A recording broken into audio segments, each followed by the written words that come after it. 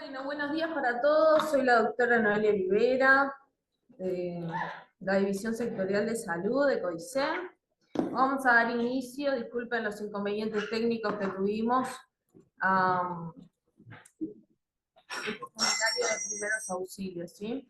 Cualquier cosa, si en algún momento tienen alguna dificultad para escuchar o algo, en lo posible prendan el micrófono y lo dicen, porque a veces el chat si no nos sale.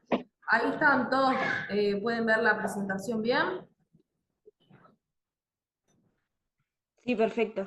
Habilítense el micrófono si quieren para retroalimentarnos. Sí, sí, bien. Sí, Se se ve ve todo perfecto. perfecto. Perfecto Sí, también acá. se ve Bárbaro. bárbaro, se escucha bárbaro. Muy bien.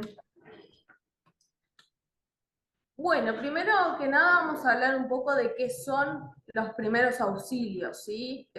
Y el objetivo de este seminario de hoy. Los primeros auxilios son la ayuda inmediata, ¿sí? Que se le presta a una persona antes de que llegue la asistencia médica, ¿sí? Profesional, o sea, la asistencia profesional, por ejemplo, una ambulancia, ¿verdad?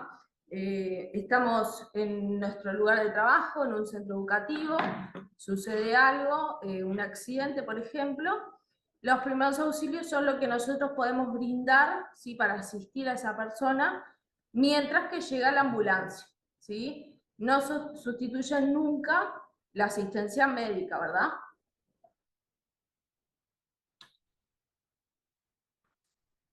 Bueno, un poco los pasos a seguir ante una emergencia, ¿sí? Nosotros presenciamos, ¿sí? Un compañero cae, por ejemplo, al suelo. Lo primero que hay que hacer es observar la escena, ¿sí? Es muy importante observarla y evaluar que sea segura. ¿Por qué? Porque si nosotros no aseguramos la escena, somos propensos a ser víctimas nosotros también. Porque, por ejemplo, ese compañero que cayó, puede ser que estaba el piso mojado y tocó un cable, ¿sí? Entonces,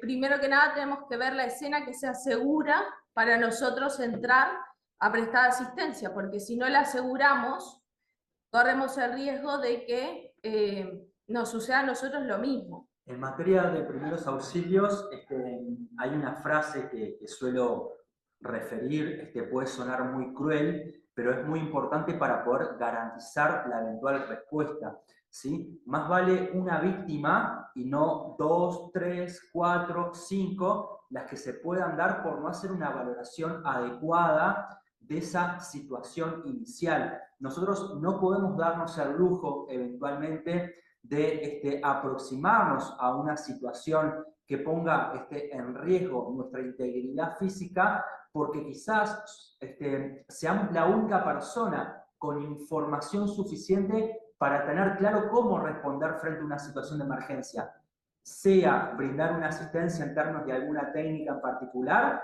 o bien sea desprender el aviso, ¿sí? Hacia los servicios de emergencia, que también es responder en materia de primeros auxilios. Entonces, cuando hablamos de esa valoración inicial, el poder hacer de alguna forma una observación perimetral en términos de lo que puede configurar la situación de emergencia, lo que podría exponer a otras personas y a mí mismo, es muy importante ser muy claros y muy precisos a la hora de promover esa primera valoración de que si no están garantizadas las condiciones de seguridad para que yo me acerque a la víctima, para que ingrese y me aproxime hacia la víctima, bueno, más vale que responda, ¿sí? En lo que me permita la situación a distancia, ¿sí? Pero no comprometiendo mi seguridad, que podría hipotecar eventualmente, ¿sí? La seguridad o las probabilidades de supervivencia de esa víctima o las probabilidades de supervivencia de otros usuarios de las instalaciones o otras personas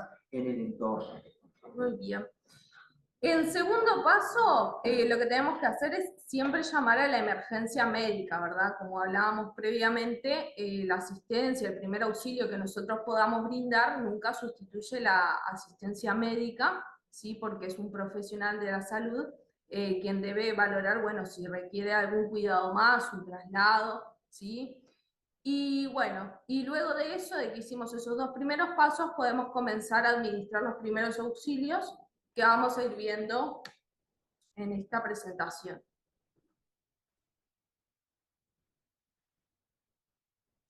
Hoy vamos a estar repasando un poquito distintas técnicas en cuanto a una respuesta primaria, ¿no? Noelia destacaba esa definición de primeros auxilios. Siempre hablamos de un primer abordaje, una primera respuesta hasta la llegada de los servicios médicos o los servicios de emergencia que se vinculen a las distintas situaciones de emergencia.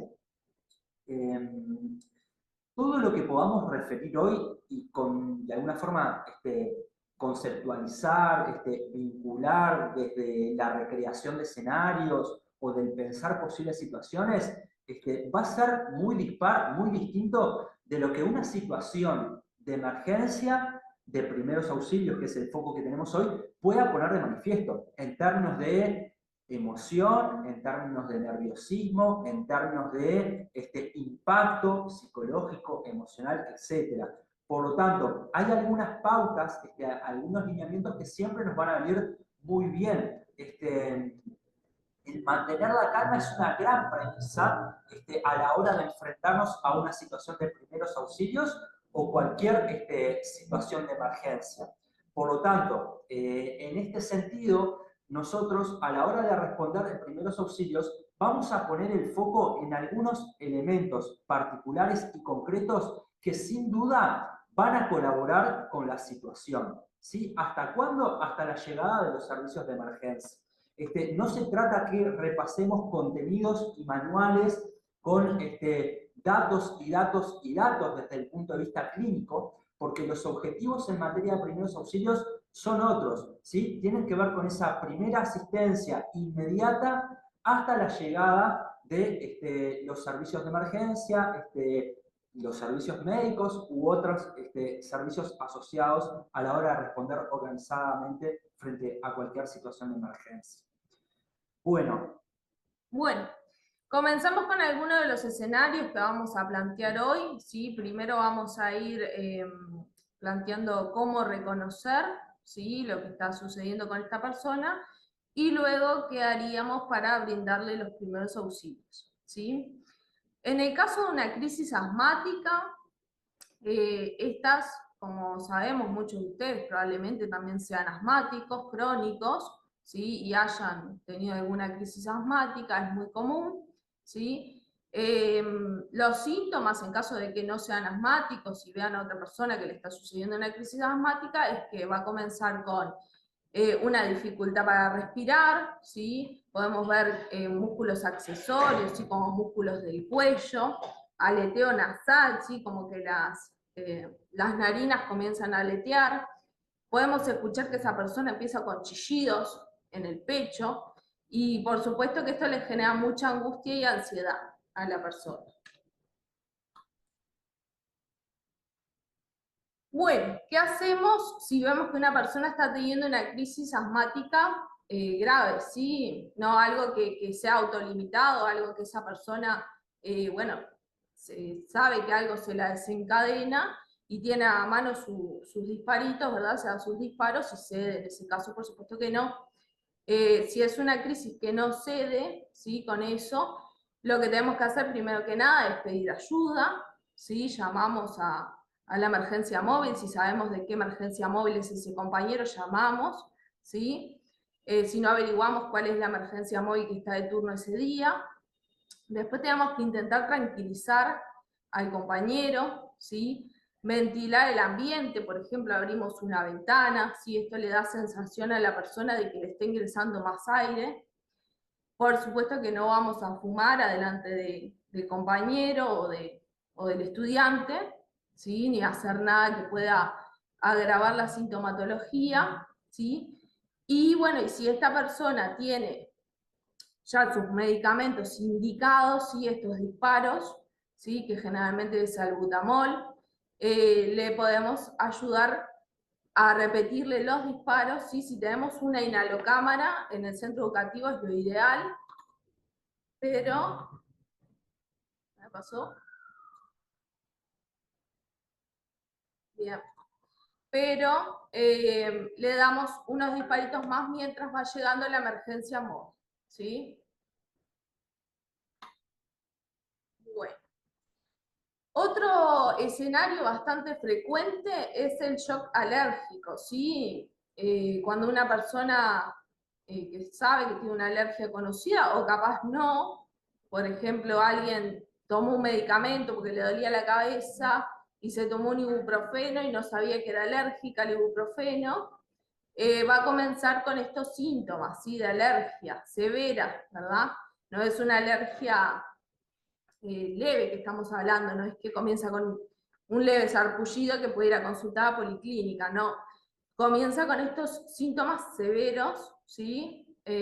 Donde podemos ver que se hincha la cara, el cuerpo, que tiene dificultad para respirar, para hablar, inclusive puede llegar a perder el conocimiento.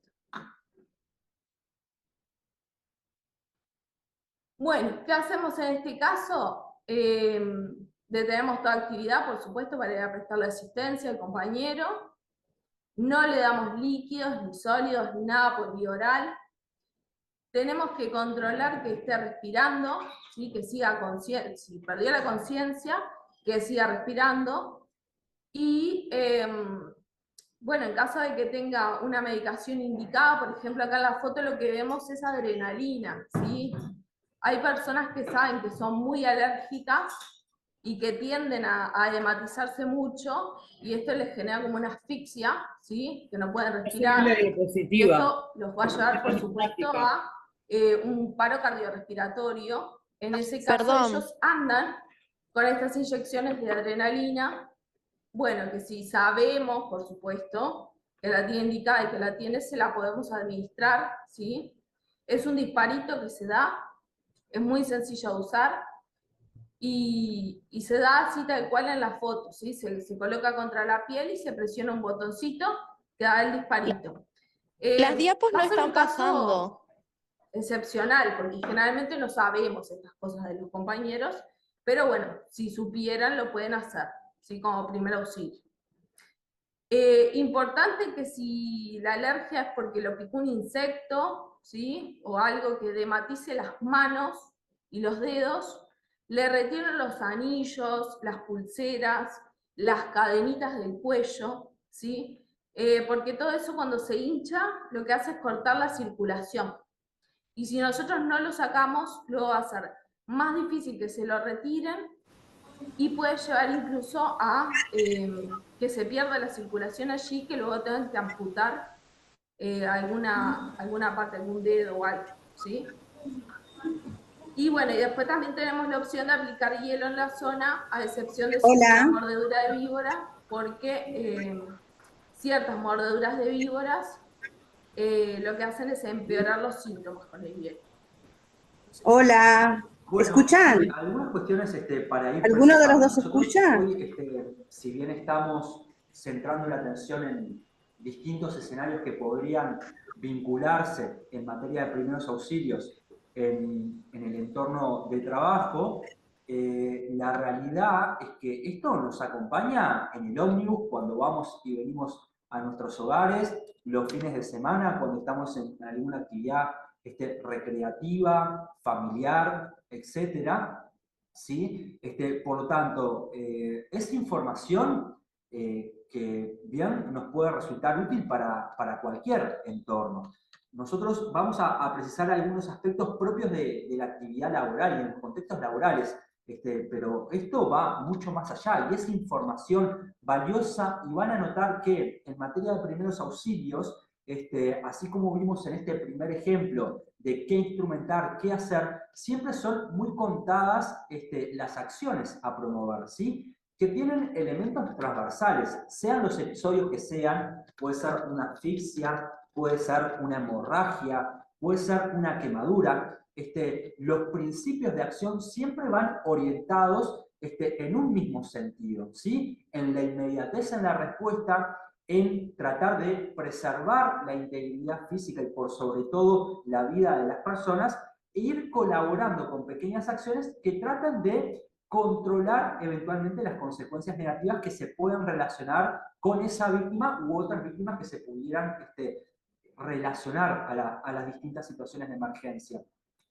Obviamente, Noelia recién nos hablaba de la aplicación de adrenalina. Bueno, esto no es algo que eventualmente vamos a encontrar en los entornos de trabajo, en ningún botiquín, ni particularmente vamos a salir a la calle y vamos a encontrar surtidores de adrenalina. Esto particularmente tiene que ver con alguna patología o alguna condición clínica conocida de la persona de la víctima, bueno, que pueda eventualmente tenerla bajo su disposición, en sus medios materiales, en su mochila, en sus bolsos. Las personas que generalmente representan alguna reacción significativa frente a determinadas sustancias o determinadas condiciones, suelen tener información y eventualmente si consumen o tienen accesible alguna medicación, como por ejemplo puede ser esta, nos lo van a informar, ¿sí? Y asistiremos a la hora de la aplicación, pero no es que salimos a buscar cualquier medicación para suministrarla a cualquier persona, ¿sí? Esos son elementos importantes que vamos a ir precisando y que se van dando mucho con la interacción con las víctimas, ¿sí? A partir de la comunicación, a partir de analizar la situación en particular. En cualquier caso, hay elementos generales, transversales, universales para promover frente a cualquier situación de emergencia, que tienen que ver con una inmediata o lo más pronto respuesta frente a la situación de emergencia y desprender el servicio, desprender el llamado hacia los servicios de emergencia para una atención pronta, primaria, ¿sí? Allí el identificar la condición de la víctima puede hacer la diferencia en que los servicios de emergencia lleguen de forma muy ágil, muy pronta, al lugar específico de la situación de emergencia y con los medios necesarios, o se demoren, o me manden un médico de radio dentro de 4 horas porque quizás no pudimos precisar suficientemente cuál era la condición de la víctima, ¿sí? En un ratito nos vamos a estar tomando un trabajo luego de repasar algunas situaciones y escenarios en materia de primeros auxilios, de qué elementos focalizar, ¿sí?, la atención para transmitir a la hora del llamado de emergencia. Vamos a ver que en cada situación el desprender el aviso, el mantener la calma, el brindar la asistencia de forma rápida y oportuna aparece siempre. Bien. Quiero saber si ahora están viendo la diapositiva de traumatismo, porque dijeron como que no pasaban las diapositivas, ¿no? No sé qué pasa, que no la pasa. Y dice que tampoco los escuchamos a ellos, que un compañero habló y no los escuchamos. Si la dejamos sin... Ana Alves, que te estamos viendo en pantalla, ¿te animas a habilitarte el micrófono a ver si te escuchamos? Hola, sí, levantaba la mano hoy por el tema de que no se veían las diapositivas. Estábamos en la DANEP, por eso puse levantar la mano. Ahí, anda probando. A ver, Ana, ¿te animas a volver a probar el micrófono? Sí, buen día. Sí, buen día. Yo estoy hablando, no sé si me escuchan. Ahora sí.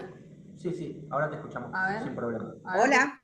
Ahora sí. Ahora me escuchan. Claro, era por las diapositivas que iban atrasadas, por eso yo levantaba la mano ahí en el chat. Bien. Y entonces gracias. ahora lo que no está pasando son las diapositivas, ¿no? Sí, estamos en la diapositiva de la inyección de adrenalina.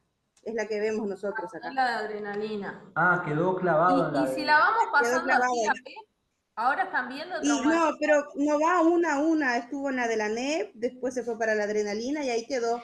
Yo no vi ninguna otra. A ver, deja de compartir. Ahora acaban de compartir igual.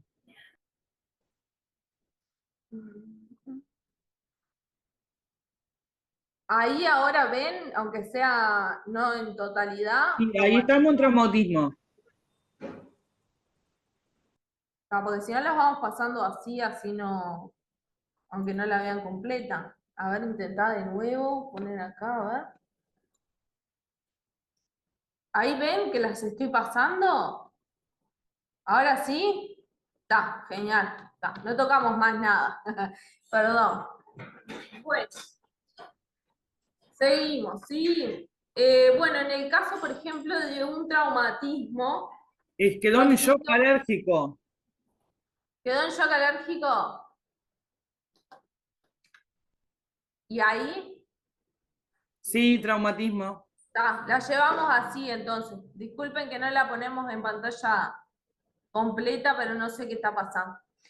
Bueno, en caso de un traumatismo, sí, lo vamos a poder reconocer debido a que esto es un traumatismo que es, sí, es un golpe, sí, que puede ser en cualquier parte del cuerpo. Sí, tenemos traumatismo cráneoencefálico, de tórax, de abdomen, de miembros.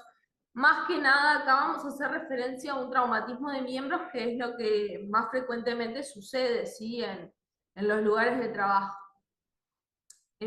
Bueno, ¿qué nos podemos encontrar si ocurre un traumatismo de miembros? Podemos encontrar hemorragias, o sea, sangrados, tanto externos como internos. Podemos ver una fractura, puede ser expuesta incluso, podemos llegar a ver el hueso, ¿sí? La persona va a tener dolor, por lo tanto puede llegar a que esté pálida y sudorosa, ¿sí? Por lo que genera el dolor de la persona. Y si esto acarrea algún tema circulatorio, ¿sí? Puede llegar a tener la piel fría. Bueno, ¿qué hacemos? Si vemos que un compañero tiene un traumatismo de miembros o un traumatismo en general, no vamos a tocar ni mover a la víctima. ¿Sí? Esto principalmente porque si tiene un traumatismo en la columna, ¿sí? Nosotros lo movemos, podemos hacer más daño moviéndolo. Entonces, no lo vamos a mover, llamamos inmediatamente a la emergencia móvil. Si vemos hemorragia, si identificamos de dónde está saliendo la sangre, podemos comprimir el lugar donde vemos que está saliendo la sangre con un paño limpio, ¿sí? Y bueno, en caso de no tener un paño, apoyando la mano, ¿sí? Sobre el lugar del sangrado. Lo ideal sería, por supuesto, siempre con guantes, ¿tá? Eso queda a criterio suyo. Lo que hablábamos en un principio, ¿verdad? La exposición, ¿tá?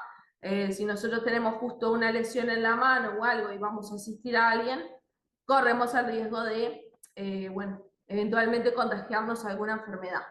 Entonces lo ideal es con guantes ir o pedirle a un compañero, tráeme unos guantes, tráeme del botiquín unos guantes y ahí prestar la asistencia. Bueno, después, por supuesto, siempre calmar al compañero, hablándole suave, ¿sí? Abrigarlo en caso de que haga frío. Y si hay una fractura, lo que podemos hacer es, si nos animamos, a hacer como una especie para inmovilizar el lugar de la fractura, ¿sí? Lo que hacemos es, buscamos o un trozo de madera, ¿sí? O un cartón duro y limpio, y lo colocamos en el lugar de la extremidad lesionada, y con una venda o cinta la envolvemos, ¿sí? Esto lo que hace es disminuye el dolor de la persona.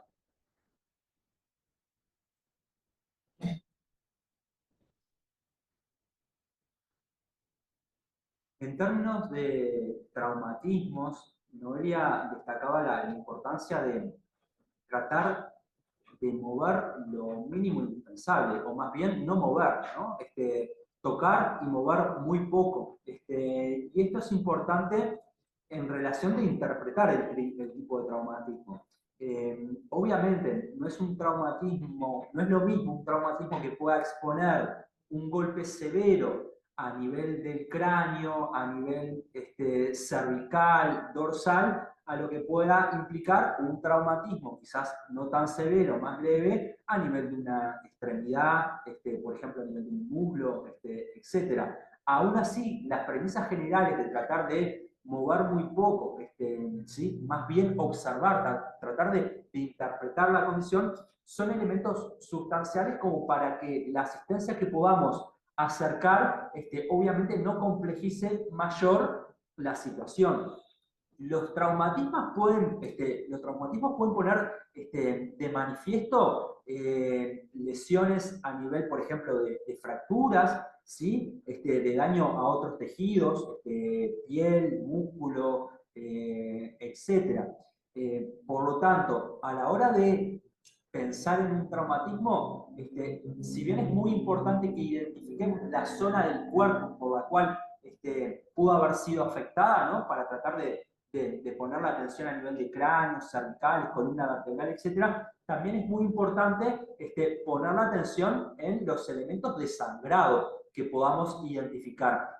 Seguramente los vamos a estar repasando ahora un poquito, pero hay distintos tipos de sangrado y hay algunos más complejos que otros, ¿sí? En relación a una fractura, ¿no? Para tratar de seguir conectando el elemento del traumatismo con el elemento del sangrado. Una fractura, por ejemplo, a nivel de un miembro superior, un brazo, ¿sí? Antebrazo o pierna, a nivel de muslo, fémur y demás, podría poner de manifiesto, si fue un traumatismo grave, por ejemplo, una fractura expuesta, ¿sí? De algún hueso, y esa fractura eventualmente comprometer alguna arteria. Y todos tenemos claro que un sangrado de características arteriales puede ser en sí mismo una situación muy grave. Por eso es importante que a la hora de poner el foco en los traumatismos, no dejemos de lado los eventuales sangrados, no dejemos de lado identificar cuál es la zona a la cual pudo haber sido afectada, porque eso ya nos da mucha información en términos de cómo prepararnos y cómo brindar esa primera asistencia, ¿sí? Lo de inmovilizar extremidades, eventualmente, tiene que ver justamente con evitar mayores lesiones a los tejidos, ¿sí? O mayor dolor. Por ejemplo, todos podemos presuponer que si tenemos un traumatismo a nivel, creo que todos me ven, a nivel de brazo, antebrazo, no es lo mismo que yo inmovilice la zona tratando de generar una fijación, ¿sí? Para eventualmente acomodarla, para transmitir el menor dolor a la persona, a que la persona esté movilizando, ¿sí? Generando una palanca a nivel de los tejidos que va a ser mucho más doloroso. Tiene que ver un poco con esas situaciones. Y en cualquier caso, a la hora de pensar la inmovilización, ahora vamos a estar focalizando un poquito la atención. Fíjense en que muchos de los elementos que referimos son elementos que podemos encontrar en nuestros hogares, ¿sí? Que podemos encontrar en un entorno laboral. Hablamos de materiales que puedan brindar cierta rigidez, ¿sí? A distintas partes del cuerpo, tratando de vincular siempre, ¿sí? Distintos elementos de conexión. Por ejemplo, si pensamos en una lesión a nivel del antebrazo, a la hora de pensar la inmovilización, no pensar solamente en colocar algo rígido en ambas caras a nivel del antebrazo, sino vincular alguna articulación a los efectos de garantizar, ¿sí? Que no haya un movimiento excesivo o significativo que transmita dolor o pueda complejizar más la herida, ¿sí? Esto lo vamos a ir focalizando ahora. Y en términos de sangrado, bueno, nuevamente, ¿no? Hoy poníamos el foco en nuestra protección. La exposición a cualquier fluido eventualmente podría implicar una potencial consecuencia negativa sobre nuestra salud. Entonces tenemos que ser muy, muy medidos siempre. Y el pensar siempre en nuestra seguridad tiene que ver también con cómo nos exponemos, por ejemplo, a manipular un sangrado o el contacto con algún otro fluido corporal. Y los elementos de barrera, que pueden ser en este caso los guantes, por ejemplo, o algún otro elemento, son medidas de prevención y de protección que es importante que las focalicemos. Podemos destacar, no es lo mismo una situación que nos puede pasar con un familiar directo con el que conocemos los hábitos, las realidades de su entorno, algún compañero cercano de trabajo, a que nos toque responder en una situación en la cual no conocemos para nada a la víctima. Eso sin duda va a incidir muchísimo en la toma de decisión, ¿sí? Pero es importante que lo focalicemos porque nuestra seguridad es muy importante para garantizar la respuesta en primeros auxilios o en cualquier otra situación de emergencia que podamos vincular. Bien. Bueno, continuamos con otro escenario muy frecuente, es el sangrado nasal.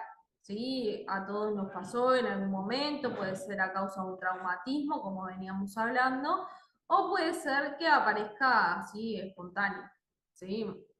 Bueno, en el caso de que comiencen con sangrado nasal, lo que se debe hacer es inclinar la cabeza hacia adelante. Esto en oposición a la antigua creencia que nuestras abuelitas nos decían que tiramos la cabeza para atrás, ¿verdad? ¿Qué pasa? Si nosotros inclinamos la cabeza hacia atrás, lo que va a hacer es que nos traguemos toda la sangre, ¿sí? Y eso lo que puede llegar a causar son vómitos. Es por esta razón que en realidad se tiende a inclinar hacia adelante la cabeza y se comprime la punta de la nariz con pulgar, o sea, no bien la punta, sino más bien luego de que dejen de sentir el hueso nasal, con pulgar e índice, ¿sí? Como una pincita, lo presionamos, inclinamos hacia adelante.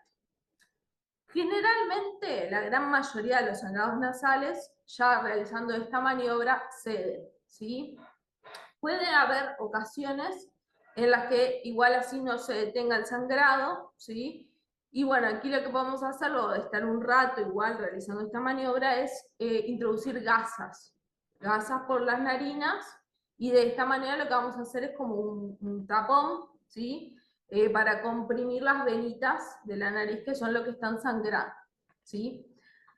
En todo caso, si aún así persistiera el sangrado, a pesar de que le hicimos el taponcito, bueno, vamos a necesitar asistencia médica, así puede ser que hasta no tenga que ver un especialista, así un otorrino, para ver si no necesitamos alguna intervención un poco más compleja, ¿sí?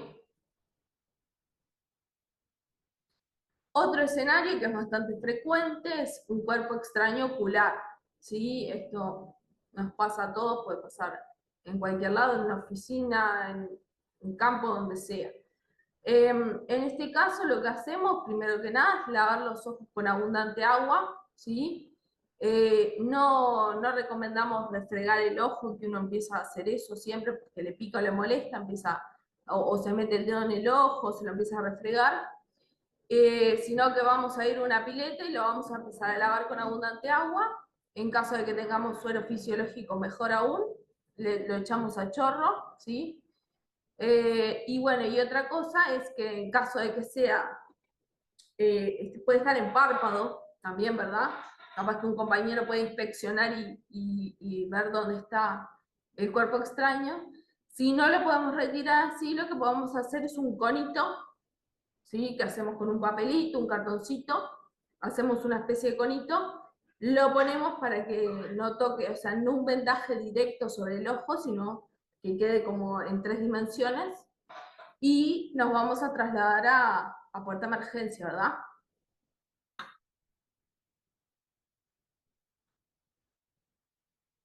Bueno, otro escenario son las convulsiones. ¿Qué son las convulsiones? Bueno, hay muchos tipos de convulsiones. O sea, muchos tipos de crisis epilépticas, perdón, mejor dicho. Las convulsiones en realidad son un tipo de crisis, ¿sí? Que están caracterizadas por sacudidas, ¿sí? Lo que generalmente vemos en las películas. Comienzan a sacudir brazos, piernas, puede ser que sea una parte solamente del cuerpo, no tiene necesariamente que ser de todo. La persona va a perder el conocimiento generalmente, puede perder el control de esfínteres, ¿sí? Se puede orinar encima, por ejemplo. Esto puede suceder en un funcionario, en un compañero que sabemos que es epiléptico, ¿sí? Como tanto en un niño con fiebre puede suceder, ¿sí? Quizás algo importante a precisar en este tipo de respuesta del organismo tiene que ver con que generalmente estos episodios no es que se mantienen y propagan en el tiempo de forma indefinida. Estamos hablando que en algunos casos son segundos, en otros casos son pocos minutos, pero generalmente son episodios en los cuales la persona va a dejar en algún momento de tener convulsiones. nosotros al momento de la convulsión en realidad no tenemos muchos elementos para responder en materia de un abordaje sobre la víctima. Lo que sí vamos a tratar de poner el foco tiene que ver con identificar la situación y tratar de despejar en ese entorno en el cual esté la víctima, ¿sí? Básicamente de mobiliarios o objetos rígidos que puedan implicar que si la persona está en esa fase de convulsión y a partir de los movimientos que va a desprender el cuerpo por la contracción muscular, se golpee innecesariamente con ese tipo de objetos que pueden representar un traumatismo serio, ¿sí?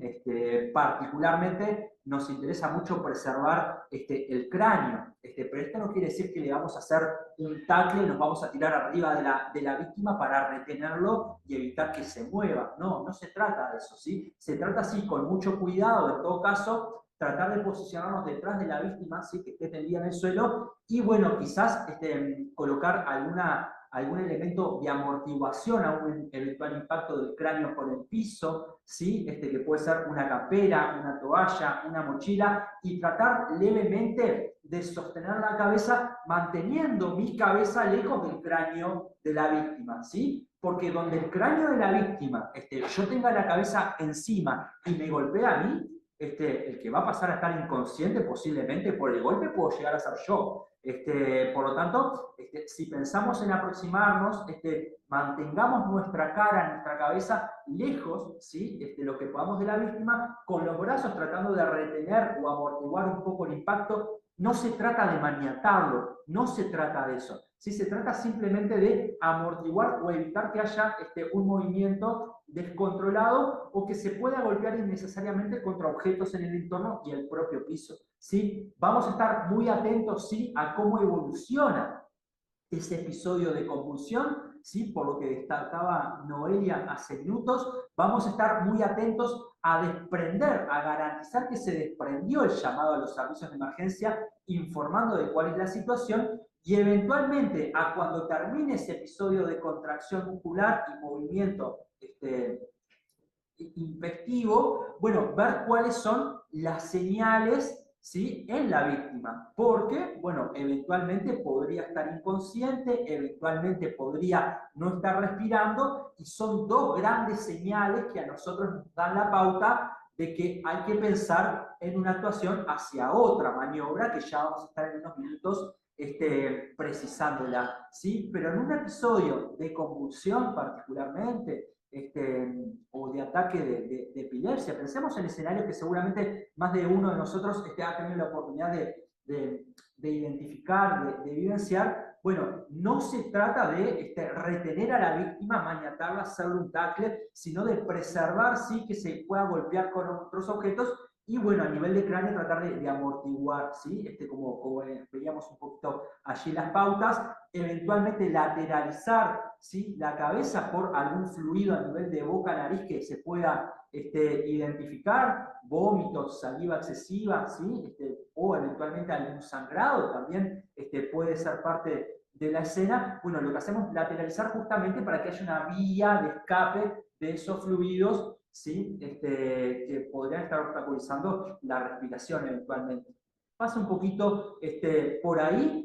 Una vez que la persona, que seguramente sea el escenario más recurrente, recupere su estado, su condición, va a quedar muy vulnerable. Vulnerable desde el punto de vista de su integridad física, emocional, y también por lo que se puede haber expuesto por una situación en la cual no controla. Entonces, es también una responsabilidad nuestra a la hora de pensar en los primeros auxilios, bueno, colaborar en ese sentido, ¿no? Pedirle colaboración al entorno, de que no hay necesidad que estén ahí viendo, consultando, atormentando a la persona, quizás con alguna campera o algún otro elemento, cubrirla a la víctima, por lo que decía Noelia recién, que puede haber una pérdida de control de esfínteres, y eso eventualmente puede desprender alguna segregación de orina, etc. Por lo tanto, también tengamos presente el preservar desde esa dimensión a la víctima, ¿sí? Y mucha atención con los signos vitales, obviamente, una vez que pase el episodio.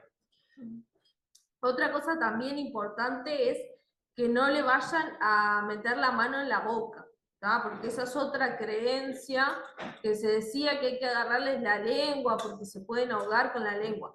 No se van a ahogar con la lengua, así en todo caso, como decía Rodrigo, le ponen la cabeza de costado, ¿sí? La lengua va a caer sobre el costado, eso no se preocupen, pero no le vayan a poner la mano en la boca porque lo único que van a hacer es generar traumatismos en sus dedos, se los van a morder. Sí, o perder directamente alguna falange o quizás generar más daño a la víctima. Lo que puede pasar, a mí me ha tocado vivenciar alguna situación de una persona que pueda tener quizás partes de su dentadura que sean apliques o postizos o demás, puede ser que identifiquemos que allí bueno, están bailando dentro de su cavidad bucal, podrían generar alguna lesión, pero nosotros lo que primero que tenemos que dar claro es nuestra integridad física. Volvemos a focalizarlo, no nos sobreponemos innecesariamente. Es un episodio que eventualmente va a tender a pasar, ¿sí?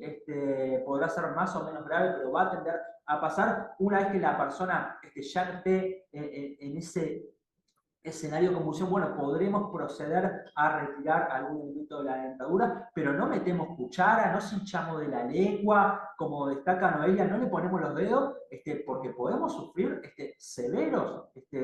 severas lesiones, ¿sí? Severos traumas nosotros mismos. Recordemos aquello de mantener nuestro propio cráneo alejado del cráneo de la víctima, ¿sí? Porque en un movimiento intempestivo nos puede golpear y vamos a perder dientes, vamos a quedar inconscientes, fruto del trauma, ¿sí? Seamos muy precavidos en ese sentido. Muy bien. Bueno, continuamos con otro escenario, ¿sí? Las crisis diabéticas. Bueno, ¿de qué hablamos cuando hablamos de crisis diabética? Tenemos dos escenarios acá. La hipoglicemia, que es conocida comúnmente como cuando baja el azúcar en sangre, y la hiperglicemia, que es cuando sube. Nosotros comúnmente pensamos que una persona diabética tiene la glicemia siempre alta, ¿verdad? Es lo que pensamos siempre, tiene siempre el azúcar alta. Bueno, pero puede pasar también por los mismos mecanismos fisiopatológicos de la enfermedad que le den hipoglicemias, ¿tá? A pesar de que sea diabética, la persona puede tener hipoglicemias, ¿sí? E incluso nosotros tratamos más gravemente a la hipoglicemia que a la hiperglicemia, ¿sí? Allí tenemos en el dibujito, son un poco difíciles de reconocer, en realidad no es tan fácil reconocer una hipoglicemia, ¿sí? Capaz que más allá de los síntomas en sí que da la hipoglicemia, podemos pensar en una, sospechar en una cuando estamos frente a una persona que ya sabemos que es diabética y que, por ejemplo, vino sin desayunar, o sabemos que está trabajando hace muchas horas y no ha comido nada, bueno, y podemos sospechar una hipoglicemia. O también lo mismo con un niño, que sabemos que hace horas que no come, ¿sí? Ahí podemos pensar en una hipoglicemia. Los síntomas los tienen allí, como les decía, pero bueno, se pueden confundir fácilmente con otras cosas, ¿sí? Van a presentar sudoración, palidez, temblores, pueden estar como confundidos. Bueno, ¿qué vamos a hacer en este caso? Si el paciente está consciente, está despierto, le podemos ofrecer un poquito de agua con azúcar, le ponemos una cucharadita de azúcar en el agua y se la ofrecemos. Y bueno, si efectivamente era una hipoglicemia, va a mejorar, ¿tá? Y por más que lleguemos a pensar que tiene una hiperglicemia, como les decía, es más grave una hipoglicemia que una hiper, por lo tanto, aunque pensemos que tiene el azúcar alto, le vamos a ofrecer agüita con azúcar. En el caso de que veamos que en 10 minutos no mejora, le vamos a llamar a la emergencia médica, que vengan con este aparatito que está acá en la imagen, y con eso le van a pinchar el dedo y van a comprobar efectivamente si está alta o está baja, ¿sí? Con eso lo van a trasladar en caso de ser necesario, ¿sí? Pero bueno, eso es como lo que podemos llegar a hacer para ayudar. Y bueno, en el caso de que llegara a tener una convulsión, lo que estábamos hablando. Este tipo de situaciones vinculadas al nivel de azúcar en sangre o alguna otra condición clínica que pueda eventualmente condicionar la salud de una persona, de algún compañero de trabajo, de algún familiar, generalmente son situaciones conocidas por quienes la sufren, quienes la llevan en el día a día. Y es muy común que las propias personas tengan mucha información de cómo enfrentarse a esas situaciones, ¿sí? Generalmente hay señales a nivel del organismo de que las víctimas, las personas, están transcurriendo en ciertos escenarios que les está complejizando su salud y suelen solicitar asistencia, suelen transmitirlo a algún familiar, a algún compañero de trabajo, ese malestar y qué es lo que van a instrumentar o qué es lo que necesitan para eventualmente mejorar. Nosotros en esos casos lo que vamos a estar siempre es muy atentos a esa retroalimentación con la víctima y muy atentos a cómo evoluciona la condición sanitaria, que la vamos a interpretar a partir de la retroalimentación, a partir del conversar, de ver las señales a nivel de piel, a nivel del habla, ¿sí? A nivel de conciencia, básicamente. Y si vemos que la situación se está complejizando, obviamente no vamos a dudar en llamar a los servicios de emergencia para que llegue la asistencia cuanto antes. No es recurrente que nosotros interactuemos con una víctima que pueda sufrir alguna patología relacionada y no tengamos elementos para interpretar hacia dónde ir cuando estamos hablando de que tenemos algún nivel de formación en primeros auxilios, porque vamos a promover el intercambio con esa víctima, vamos a promover la interacción, el diálogo, para que nos transmita, así sea de forma muy rústica y muy acotada, qué es lo que le está pasando y seguramente si eso responde a una condición clínica, bueno, la persona ya lo percibe, lo tiene claro porque no es la primera vez que le ocurre, ¿sí? Otro sería el caso que podamos encontrar una persona desvanecida, ¿sí? Porque entramos a una habitación, a un comedor, a una oficina, y bueno, y la persona ya está en una situación de inconsciencia u otro escenario donde claramente vamos a poner la atención en otras maniobras. Pero cuando pensamos en un episodio de hipoglicemia, hiperglicemia o eventualmente alguna otra patología clínica, generalmente promovemos siempre la interacción con la víctima para tratar de ver si eso se responde a una situación recurrente que la persona ya sabe cómo abordar y siempre estar muy atentos nosotros cómo evoluciona y desprender el llamado de emergencia. Bien. Bueno, continuamos. Bueno, sí, nunca nos pasó a ninguno esta situación. ¿Cuántos de ustedes habrán sufrido una quemadura? Yo ya dejé de contarlas, ¿para qué les voy a mentir? La quemadura del uruguayo, podríamos hablar a nivel ¿La del mate? La del mate, la del termo, a nivel de manos, ¿sí? De inclinarnos y tener el termo abierto. Con polenta, cuando empieza a hervir esa polenta y empieza a saltar, ni quiero saber. Bueno, ni hablar si algún apurado le entró al plato ya, o la probó de la olla, cómo habrá quemado a nivel de esófago, garganta. El paladar. Paladar, sin duda. Sí, cuando estaba revolviendo, seguro, más de uno, nos habremos enfrentado a esa situación. Bueno, quemaduras hay de muchos tipos. Podemos pensar quizás en quemaduras de carácter físico, ¿sí? De carácter químico.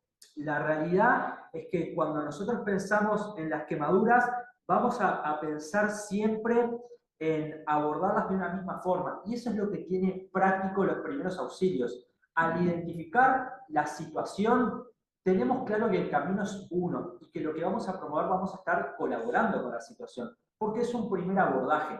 En el caso de las quemaduras, podríamos hablar de distintos tipos. Hay distintos tipos de clasificaciones de quemaduras. Podemos hablar de una clasificación en términos de, por ejemplo, la cantidad de capas de piel que va atravesando esa quemadura, ¿sí? Y ahí es cuando nos referimos a quemaduras de primer, segundo o tercer grado, por ejemplo, ¿sí? O podemos también vincular alguna otra clasificación que tiene que ver con las regiones del cuerpo que involucra esa quemadura y la cantidad de superficie que involucra la quemadura, ¿sí? Aquí no se trata de que salgamos médicos especialistas de la puerta de emergencia. Noelia pasó 6, 8 años en la Facultad de Medicina preparándose como médica general y después otro tanto de años profesionalizándose y desarrollando una especialización. Por lo tanto, en un curso de primeros auxilios, en una formación asociada, no podemos pretender tener claro un tratamiento clínico para todas las situaciones. De hecho, cuando hablamos en materia de primeros auxilios, no se trata de responder de ahí. Se trata sí de aplicar 2, 3, 4 elementos en cada situación que sepamos que van a colaborar con la condición de la víctima hasta la asistencia de los servicios de emergencia. Por lo tanto, sea una quemadura de primer grado, de segundo grado, de tercer grado, sea una quemadura por el contacto de una superficie caliente, por los rayos del sol, por el contacto con un fluido caliente o eventualmente otra, nosotros vamos a pensar siempre en un mismo abordaje. Para cualquier tipo de quemadura, la respuesta en materia de primeros auxilios es el enfriamiento. Y esto es lo bueno que tienen los primeros auxilios. Nos allanan mucho camino en términos de la respuesta. Obviamente, en la ecuación, como sabemos que la definición de primeros auxilios es un primer abordaje, una respuesta inmediata a esa víctima, hasta la llegada de los servicios de emergencia o la atención de personal especializado, nosotros vamos a enfriar y vamos a orientar la visita al médico, la atención médica necesaria y el eventual tratamiento. Pero no vamos a pensar en otra respuesta en materia de primeros auxilios que no sea el enfriamiento. Y cuando pensamos en el enfriamiento, particularmente lo asociamos al agente de enfriamiento que se nos viene a la mente, que es el agua. Y de ser posible, abundante agua fresca corriente, ¿sí? Esa sería como que la gran premisa. Pensemos que si hablamos de una quemadura de primer grado, que es cuando está comprometida la primera capa de la piel, nos referimos a la epidermis, y la podemos asociar, por ejemplo, al verano, cuando estamos un buen rato al sol y sufrimos ese enrojecimiento de la piel. La orientación en materia de primeros auxilios son entre unos 10, 15, 20 minutos de agua fresca corriente sobre ese tramo de piel afectada. ¿Por qué? Porque la quemadura, de alguna forma, sigue avanzando a nivel de las capas de la piel. Por lo tanto, si para una quemadura de primer grado la orientación es el enfriamiento, agua corriente sobre la zona afectada durante 15 minutos, si son quemaduras que comprometen más capas de piel, como puede ser una quemadura de segundo grado, que la asociamos y la identificamos de forma muy clara también, porque es cuando presenta y se manifiestan ampollas a nivel de la piel, eso es una quemadura de segundo grado. Bueno, obviamente la exposición al agua fresca corriente va a estar cargada de muchos más minutos, ¿sí? Y dependiendo un poco de la superficie quemada. No vamos a orientar a romper ampollas, no vamos a orientar a pedirle a un familiar o a un compañero de trabajo que vaya al puesto y traiga tomate y empiece a cortar tomate para colocar tomate arriba de la herida. No vamos a orientar a ir al botiquín o al baño a buscar la pasta de diente y poner pasta de diente.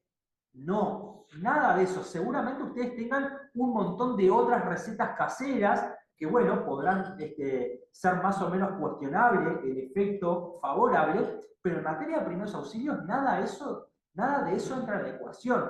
En materia de primeros auxilios pensamos en el enfriamiento, ¿sí? Particularmente con agua corriente fresca sobre la herida y la consulta médica, la atención médica. Eventualmente podemos tener algún otro elemento a nivel de botiquín, que puede ser alguna gasa para quemaduras, ¿sí? Que puede ser algún paño fresco y limpio sobre la zona afectada.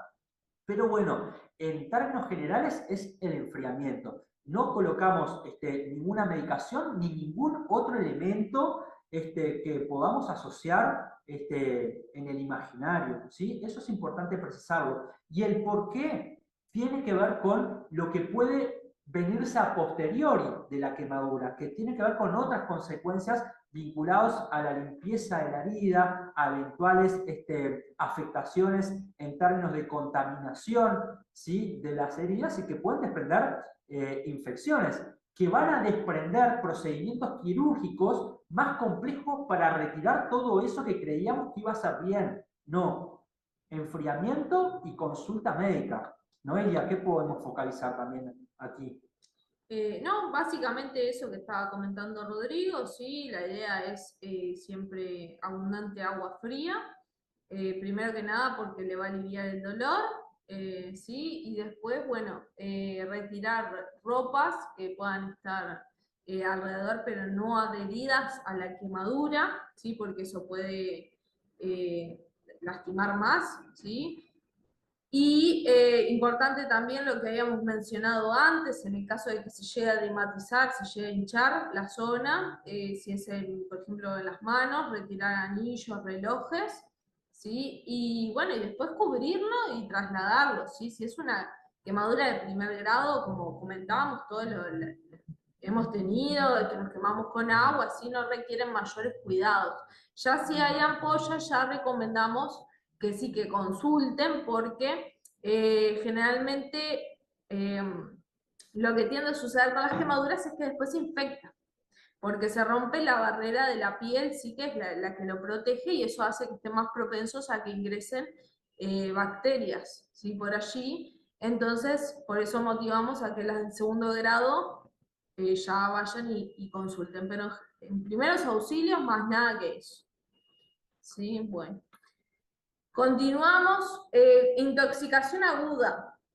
Bueno, esto es muy importante, más que nada si acá hay presente algún auxiliar de servicio, que son los que están más expuestos a productos químicos, ¿sí?, que manejan diariamente. Bueno, nosotros en nuestro hogar también lo usamos, por supuesto, productos químicos como hipoclorito de sodio, alcohol, también puede ser a causa de un alimento mal estado, ¿sí?, pero más que nada va enfocado a productos químicos. Bueno, en caso de que accidentalmente ingieramos alguno de estos productos químicos, no está indicado provocar el vómito, ¿ya?, que es otra cosa que generalmente la gente dice, provócate el vómito para sacártelo. Pues no, porque esto lo que puede hacer es que al volver el producto genere más lesiones a nivel del esófago, incluso a nivel de las vías respiratorias. Fíjense que ya generó una lesión o una afectación cuando ingresó al organismo. Si nosotros inducimos el vómito, vamos a reforzar y a provocar eventualmente mayor lesión cuando querramos que lo expulse la persona. En cualquier caso, frente a cualquier escenario de intoxicación, es muy importante siempre la consulta a un médico, eventualmente el traslado, el llamado. Aquí les dejamos algunos insumos para poder desprender esa consulta. Hay una dependencia vinculada a la Facultad de Medicina, que es el Centro de Información y Asesoramiento Toxicológico, ¿sí? SIAT se denomina, que el número de teléfono es 1722, ¿sí? Pero aún así podríamos desprender, por ejemplo, el llamado al 911 para tener información también de cómo responder, en el cual vamos a encontrar personal médico especializado en el manejo de agentes químicos, de eventuales intoxicaciones. Y allí, a partir de transmitir cuál es la sustancia o las sustancias involucradas, vamos a poder recibir un asesoramiento y una orientación de cómo abordarla, ¿sí? Pero en términos generales, salvo que lo indique un médico, el vómito no es algo que esté indicado. De hecho, lo vamos a tratar de inhibir, no lo vamos a alentar. Tampoco vamos a alentar suministrar ninguna otra medicación, ni alimento, ni bebida a la víctima, ¿sí? Sí vamos a estar muy atentos a cómo se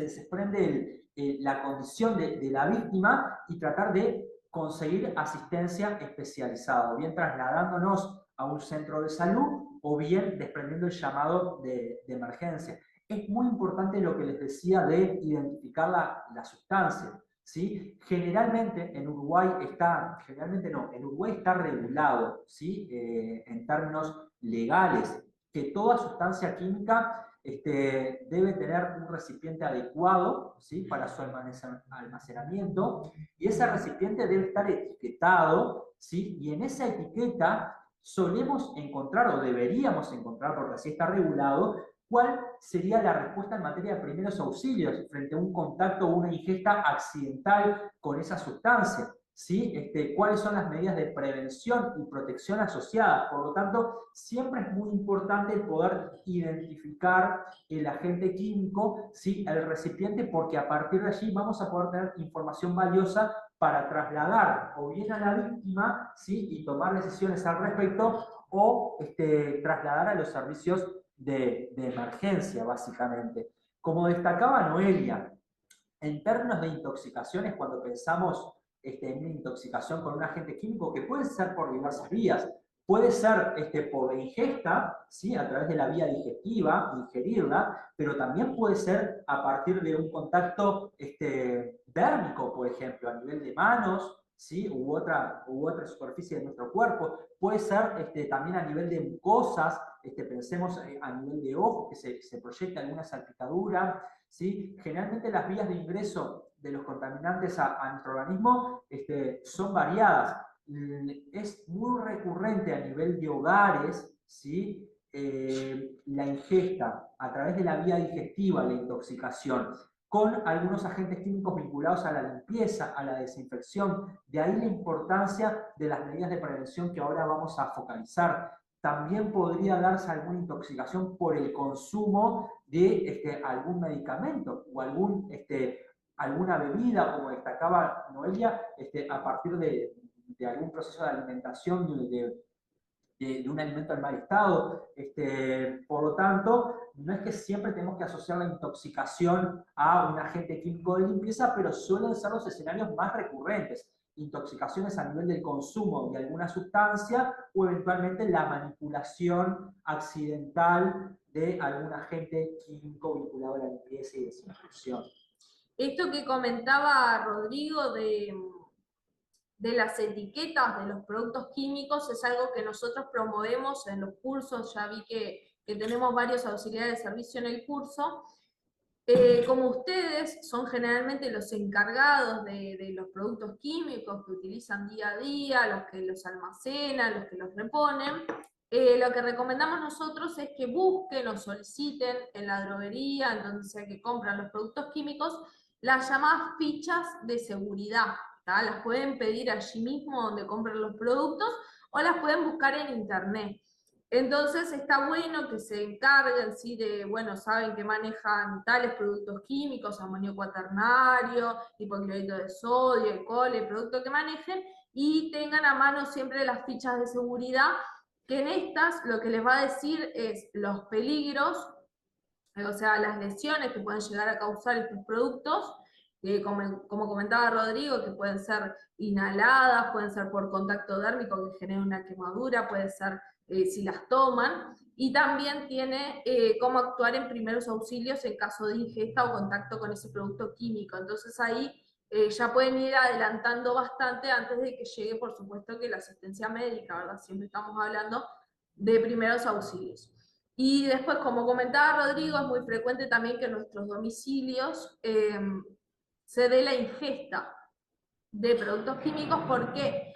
Porque generalmente hacemos mal, y lo que hacemos es almacenar productos químicos en envases de bebidas. Por ejemplo, nos quedó una Coca-Cola que se terminó, y agarro el frasquito de Coca-Cola y lo repongo con Fabuloso, por ejemplo. Entonces viene el niño y piensa que eso es Coca-Cola o es Fanta o lo que sea, y la ingiere. ¿tá? Entonces no se recomienda para nada utilizar esos frascos para rellenarlos, y más bien que estén siempre etiquetados, por supuesto, y alejados del alcance de los niños, o en un mueblecito cerrado, o en un mueble que todos sabemos que ahí están solo las cosas de limpieza y más nada. ¿sí? Lo mismo en relación con los medicamentos, ¿sí? ¿Cómo podemos evitar que los niños, allí como tenemos en la imagen, accedan a los medicamentos? Es evitar tomar los remedios frente a ellos. que no nos vean, porque ellos después tienden a imitarnos siempre. Por supuesto, siempre dejarlos en un lugar alto, que no sean accesibles para ellos. Saber qué medicamentos tenemos en casa y más o menos qué sintomatología puede llegar a causar la ingesta de estos en exceso o la ingesta en un niño.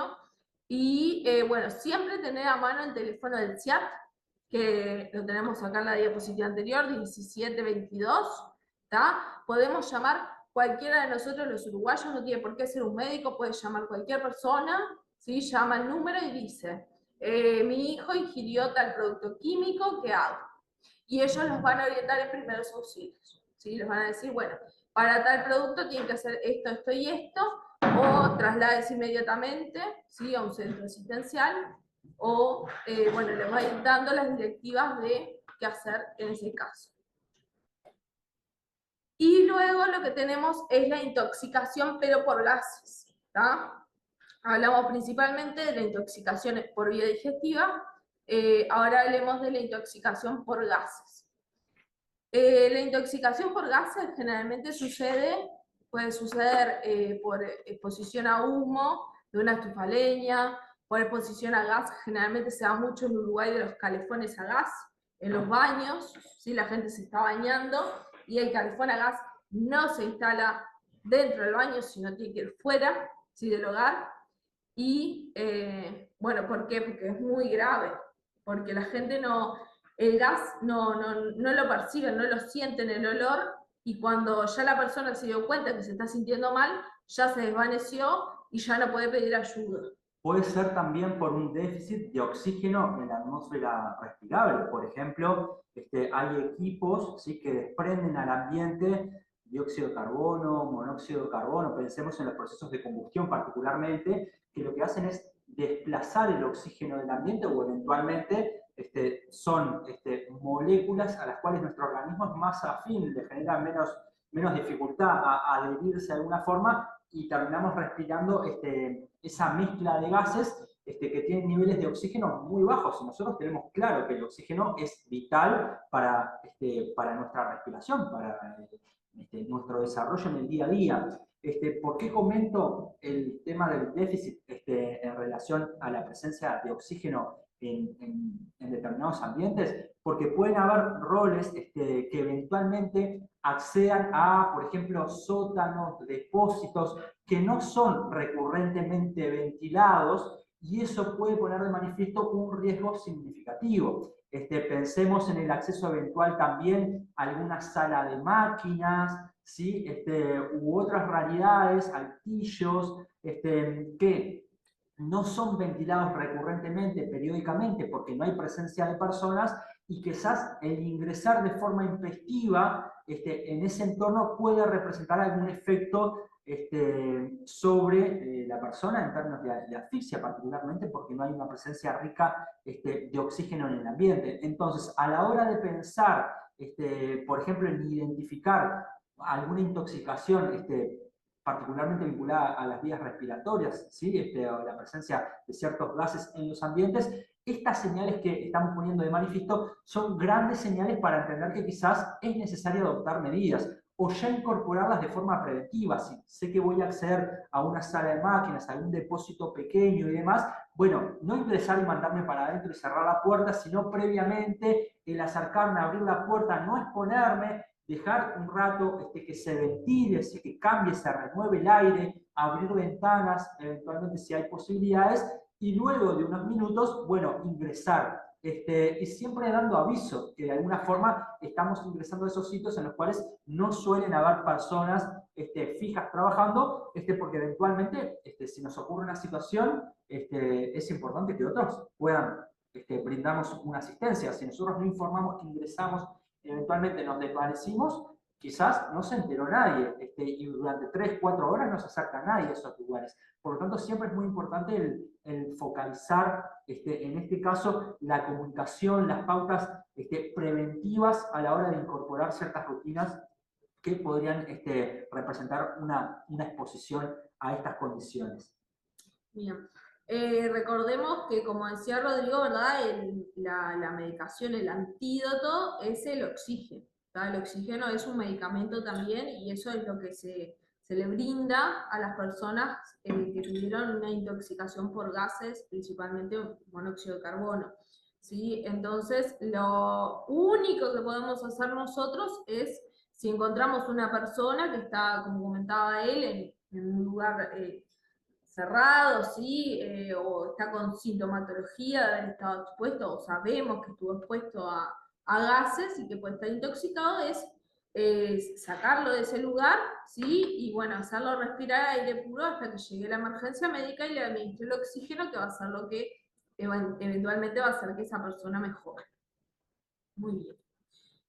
Bueno, otro escenario es la pérdida de conocimiento, que, bueno, es compleja, ¿verdad? Porque ya venimos hablando de muchas cosas que pueden llevar a que la persona pierda el conocimiento. Por ejemplo, una hipoglicemia puede llevar a una pérdida de conocimiento. Una convulsión puede llevar a que la persona quede en un sopor posictal que quede con pérdida de conocimiento. O sea, nosotros llegamos, nos encontramos a esta persona así desvanecida, que está inconsciente, que la hablamos y no nos responde, y bueno, ¿qué hacemos? Que lo primero que tenemos que reconocer es que tuvo una pérdida de conocimiento, y lo segundo que tenemos que hacer es evaluar si tiene signos vitales, ¿tá? Porque ahí nos cambia de escenario, ya no sería una pérdida de conocimiento, sino que sería un paro, ¿tá? Que vamos a hablar más adelante. ¿Qué es un paro?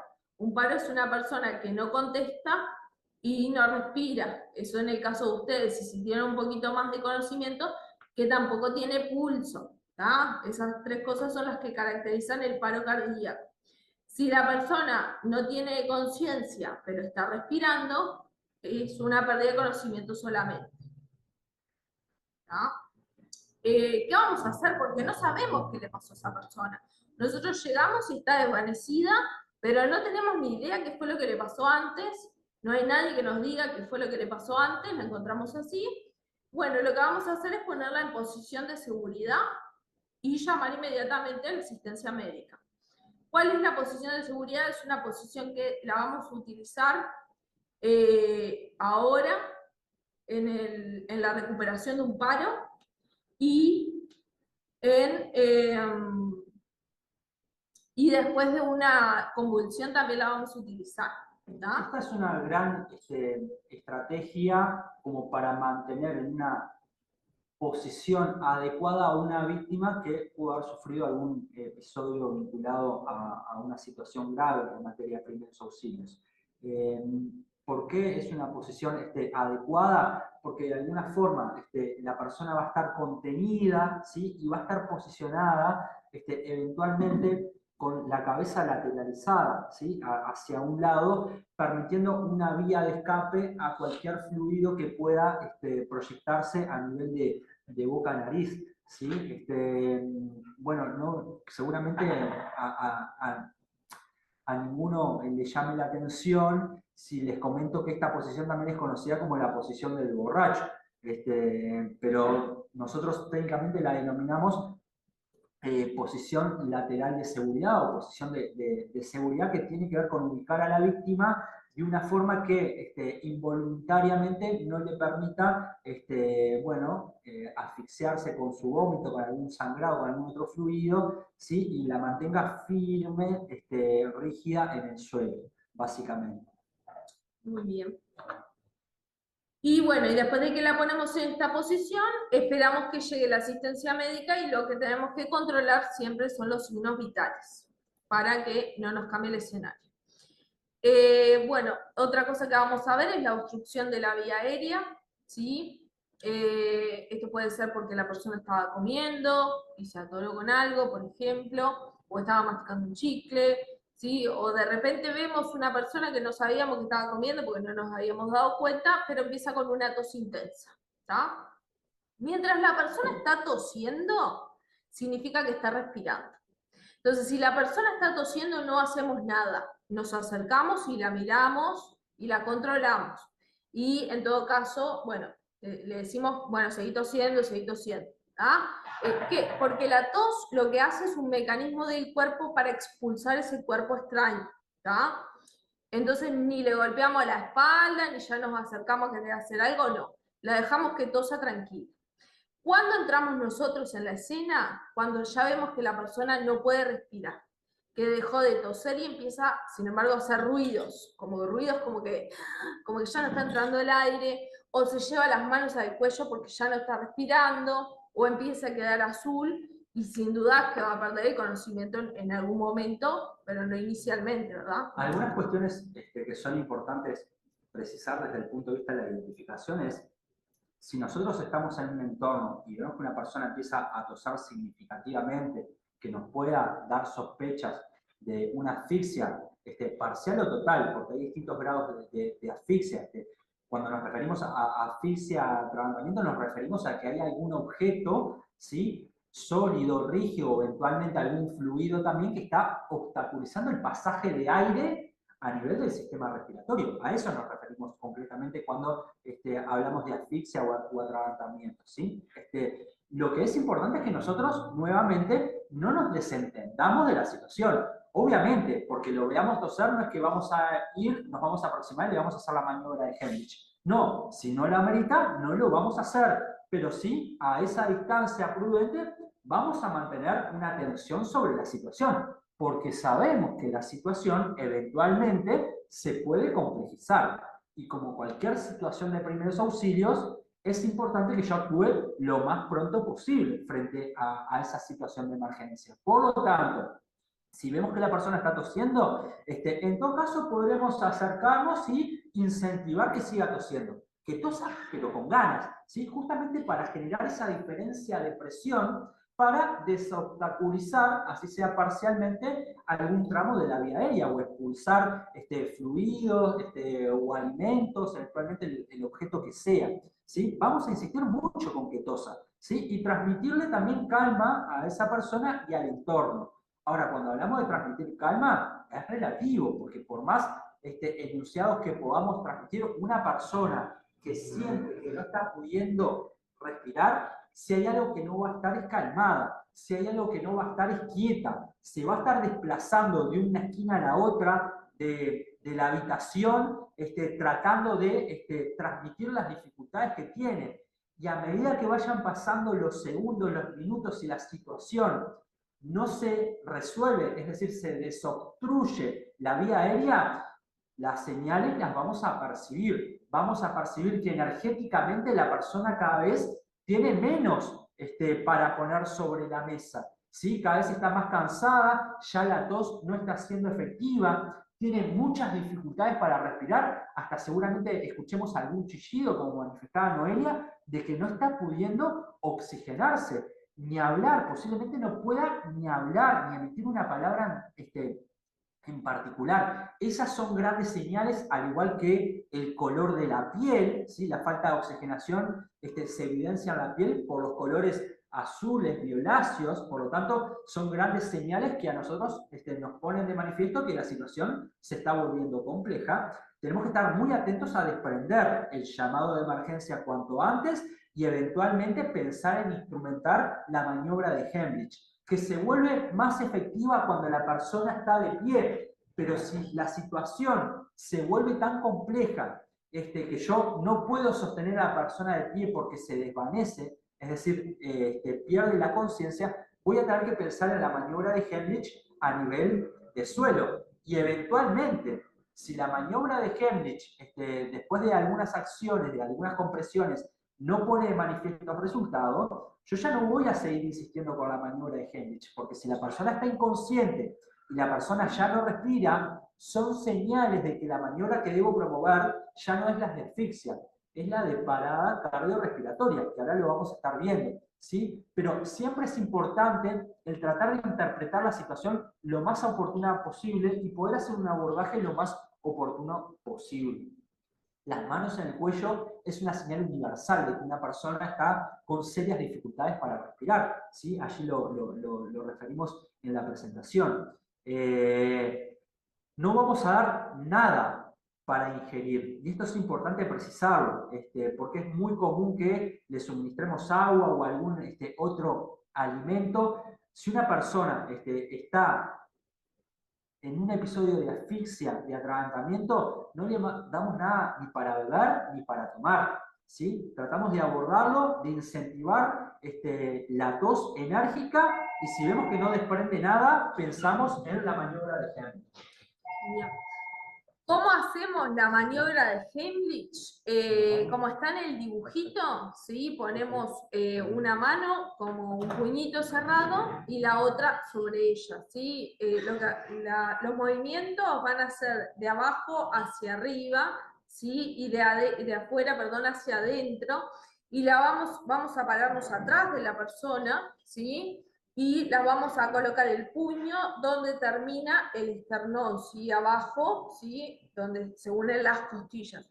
Ahí ponemos el puñito y con la otra mano nos ayudamos para hacer más fuerza, y como les decía, de afuera hacia adentro y como que de abajo hacia arriba. Lo ¿sí? denominamos prácticamente movimiento de J. Pensemos en la letra J, ¿sí? Que tiene esa forma. Bueno, se trata de que todo sea en un mismo movimiento. Es importante a la hora de la maniobra de Heimlich que sean compresiones enérgicas a nivel de lo que sería la boca del estómago particularmente, ¿sí? Digo, para que vayamos asociando distintas partes del organismo con otros aspectos. Ese es el lugar donde estaríamos haciendo la compresión, ¿sí?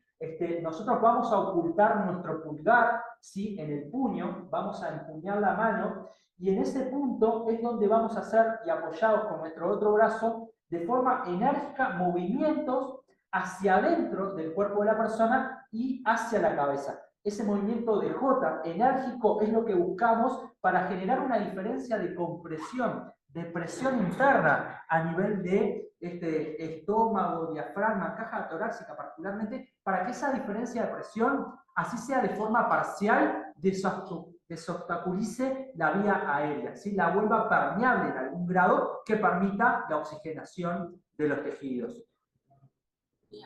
Y en el caso de que la persona se encontrara sola en un lugar, lo que puede hacer es, como está en el dibujito, ¿sí? De la derecha, que es, en ese caso, bueno, en una silla, o puede ser un mueble que les quede como a esa altura, o si no, en todo caso, si no tienen, y es un escritorio, se pueden como que agachar, y poner las manos de la misma manera que se lo pueden hacer a otros, pero a ustedes mismos, y apoyarse en ese borde para, con el cuerpo, darse los golpes a ustedes mismos. ¿Sí? Es una maniobra que se hace de salvataje en caso de que estén solos, o que la otra persona que esté en la habitación no sepa hacerles esa maniobra, lo pueden hacer ustedes, ¿sí?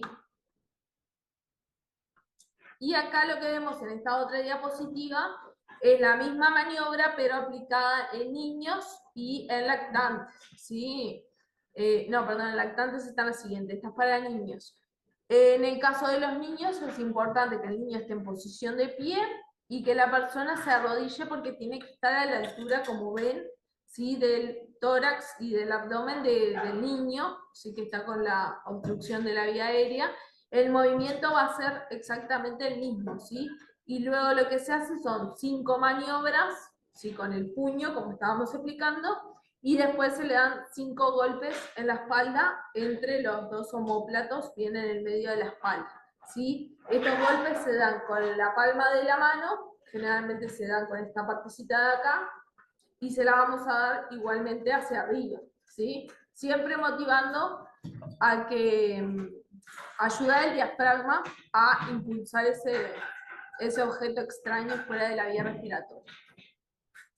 Y acá lo que vemos es lo mismo, pero en lactantes. ¿Cómo hacerlo en lactantes? ¿Sí? En niños pequeños, en menores de 1 año, lo que hacemos es sentarnos y lo apoyamos al niño, lo tomamos de la cabeza con nuestra mano no hábil, apoyamos su cuerpo sobre el antebrazo y lo apoyamos sobre nuestra pierna hacia nuestra rodilla. Lo que hacemos es, con unos dedos, en el tórax, en el centro del pecho del bebé, lo que hacemos es dar 5 compresiones, ¿sí? Con la cabeza del niño como que hacia abajo, se le dan las 5 compresiones, y luego lo tomamos con la otra mano, con la mano hábil, lo giramos hacia el otro lado, y ahí le damos los golpes, igualmente con esta parte, ¿sí? Con la cabecita hacia abajo, en el centro de la espalda, entre los omóplatos. 5 golpes, Lo tomamos nuevamente, lo damos vuelta, 5 compresiones. Lo tomamos, 5 golpes, ¿sí? Esta es la maniobra en lactantes. Por supuesto que siempre le estamos indicando a la otra persona que llame a la emergencia médica, ¿verdad?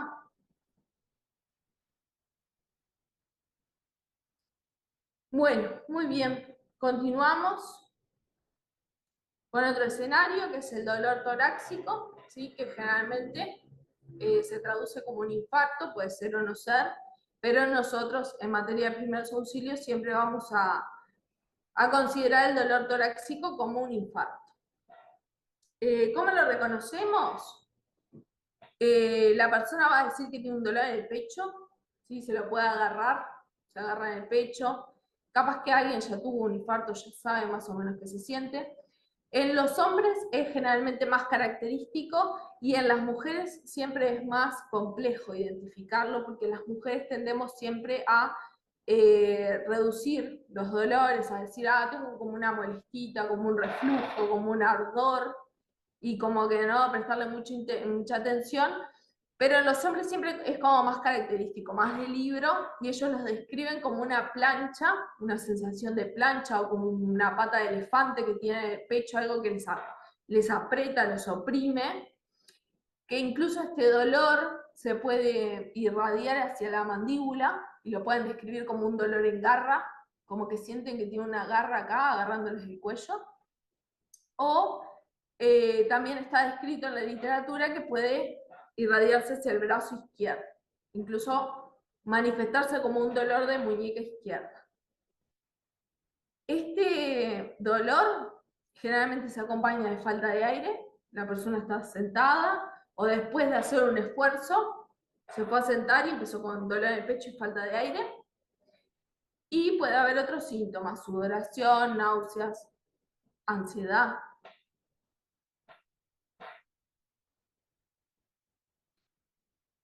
Bueno, ¿qué hacemos si estamos junto con una persona que empieza con esta sintomatología? Le vamos a decir que se quede tranquilo, que se quede sentado, por supuesto que vamos a llamar a la emergencia médica, y como decía Rodrigo, no lo vamos a dejar solo en ningún momento, ¿tá? Siempre lo vamos a estar observando, no necesariamente tenemos que estar encima de él, ni tomándole el pulso ni nada, solamente vamos a estar diciéndole, te voy a estar acompañando acá mientras llega la emergencia médica, ¿sí? Y mientras tanto lo estamos viendo, cómo respira, si está consciente, ¿tá?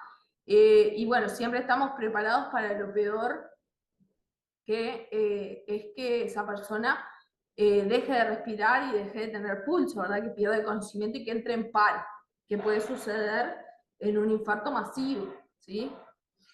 Mientras estamos esperando la asistencia médica, no le vamos a dar nada de comer ni de beber, ¿no? Porque si esa persona pierde el conocimiento, entramos de nuevo en lo mismo de que se puede luego aspirar el vómito.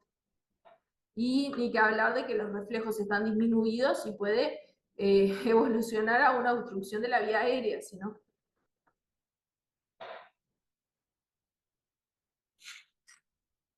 Bueno, este es el peor escenario que nos podemos encontrar, al cual puede evolucionar prácticamente todo lo que venimos dando, puede terminar en un paro cardíaco. El paro cardíaco lo reconocemos, como venimos hablando, porque es la falta de conciencia, o sea que el paciente, el funcionario, el compañero, el niño, lo que sea, no responde, nosotros le decimos, Manuel, no contesta. Nos acercamos el oído a la nariz y escuchamos que no respira, o sea, no se escucha que respire, miramos el tórax del paciente y no se mueve, no está respirando, ¿tá? Y si nos animamos, que no es lo ideal, porque nosotros en los dedos tenemos pulso, por eso no se recomienda en la población en general que busque el pulso, ya solamente con que la persona no responda ni respire, ya decimos que está en paro cardíaco, ¿tá? Si ustedes tienen formación, saben cómo buscar el pulso, lo pueden ir a hacer también, ¿tá? La persona no va a tener pulso, por supuesto. Lo que sí puede llegar a tener es como una respiración agónica, se llama, ¿tá? Que es como un quejido que se le siente, pero que no es una respiración que esté oxigenando los tejidos. ¿Tá? Esto lo vamos a dar muy brevemente porque en realidad hay cursos de RCP, ¿sí? Que estaría bueno que lo hagan. Se busca que la mayoría de la población tenga conocimiento en RCP. Tenemos muchos casos de muerte súbita en Uruguay, ¿sí? Porque, como saben, la principal causa de muerte es la cardiovascular. Entonces, es importante tener formación en RCP, cada tanto actualizarse, practicarlo con un muñeco, ¿tá? Pero bueno, acá vamos a dar como un pantallazo para recordar estas cosas que ya sabemos o que ya vimos en algún lugar. Ante un paro cardíaco, lo primero que hay que hacer es, bueno, si estamos solos se nos complica un poco, pero por ejemplo, si estamos en el trabajo, en el centro educativo, vamos a tener más personas y lo que hay que hacer es organizarse, ¿tá? Porque generalmente todo el mundo tiende a volverse loco, o algunos se ponen a gritar, otros se ponen en shock, que se ponen a ver y no hacen nada. Entonces que alguien, bueno, tome la posta y diga, vos, y decirlo con nombre, ¿sí? Vos, Fernanda, llama al 911. Vos, Sultana, buscate en la aplicación cerca dónde está el desfibrilador más cercano y tráemelo. Vos, Mengana, vení y ayúdame con las compresiones. Entonces ahí asignamos roles, ¿tá? Porque ¿qué pasa? Después empezamos a actuar en la desesperación y después pasaron 10 minutos y decimos, ¿quién llamó al 911? Ah, no, yo no llamé porque pensé que ibas a llamar vos, porque pensé que llamaba a Sultano. No, llama fulana de tal, andá y llama al 911. Y ahí nos desentendemos que fulana se está encargando de eso. ¿Tá? Es muy importante asignar los roles. Para la reanimación es importante que la persona esté en una superficie dura, ¿tá? No lo vamos a poner en una cama, no lo vamos a poner en 2 sillas, lo tiramos al suelo directamente, ¿tá? El suelo es lo mejor, una superficie dura, donde podamos hacer las compresiones tranquilos y que sean efectivas, ¿sí? Hay una aplicación que se llama Cerca, que está bueno que por lo menos una persona en el centro la tenga, en el centro educativo, o que todos la descarguen si tienen espacio en los teléfonos. Esa aplicación lo que marca es como un mapita que dice dónde están los desfibriladores automáticos más cercanos, ¿tá? Si no es que en su propio centro lo tienen, hay muchos lugares que lo tienen hoy. Hay normativa que dice que los lugares donde transita mucho público tienen que tener un DEA, ¿tá? Si no lo hay, puede ser que en el supermercado enfrente haya, o en la escuela de la esquina haya, o en algún lado haya, ¿tá? Y ahí les va a marcar dónde está y que una persona vaya a buscarlo. El lugar donde está el DEA tiene la obligación de prestarlo, ¿tá? O sea que si está en un supermercado, se lo tienen que dar, ¿tá? Se los tienen que prestar. Lo único que capaz que les hacen firmar algo que diga, bueno, su nombre y a dónde lo llevan, ¿tá? Pero tienen la obligación de prestarlo. Bueno, lo que vamos a hacer es, acá tenemos la cadena, esto fue en COVID, por eso está lo del tapabocas. Primero llamar, ¿sí? Y después comenzar con con el masaje cardíaco externo hasta que llegue la persona con el DEA. ¿Tá? Si tenemos un DEA, enseguida se lo conectamos, ya se lo pegamos, los parchecitos.